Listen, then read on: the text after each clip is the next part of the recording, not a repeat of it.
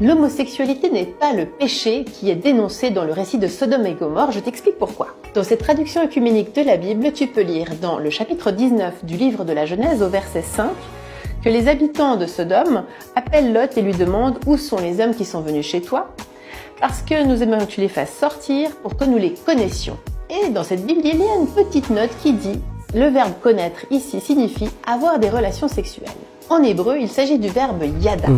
Ce verbe hébreu signifie connaître, faire l'expérience, mais peut aussi signifier avoir des relations sexuelles. Tu le trouves par exemple quand on dit que Adam connaît Ève et qu'ils ont un enfant. On le trouve quand Caïn couche avec sa femme pour avoir un enfant. Pourquoi ici avoir une relation sexuelle est négative? Ce n'est pas l'homosexualité qui est condamnée. C'est la réaction de Lot qui dit « De grâce mes frères, ne faites pas ce malheur ». Le malheur c'est quoi? C'est que les habitants de Sodome veulent forcer la relation sexuelle, c'est-à-dire veulent les violer. C'est ça qui est dénoncé, pas le rapport sexuel homosexuel. Moi je te le dis, je suis une pasteur, j'ai fait des études de théologie, mais c'est surtout les... Quand Paul avait dit que le sacerdoce était aux Israélites, que la femme ne doit pas prêcher. Oh! Cher pasteur, docteur en théologie, je vais vous répondre avec un principe biblique qui démontrera la fausseté de vos propos.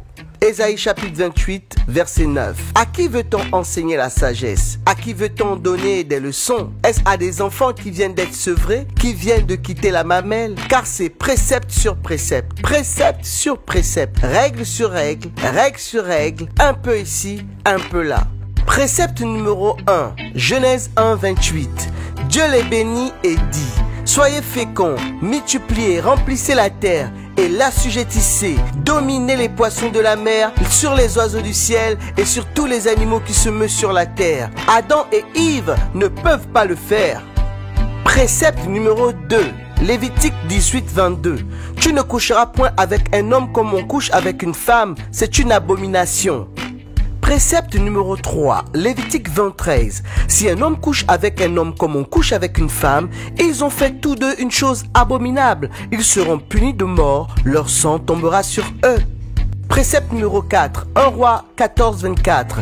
Il y eut même dans le pays des hommes et des femmes se livrant à la prostitution sacrée.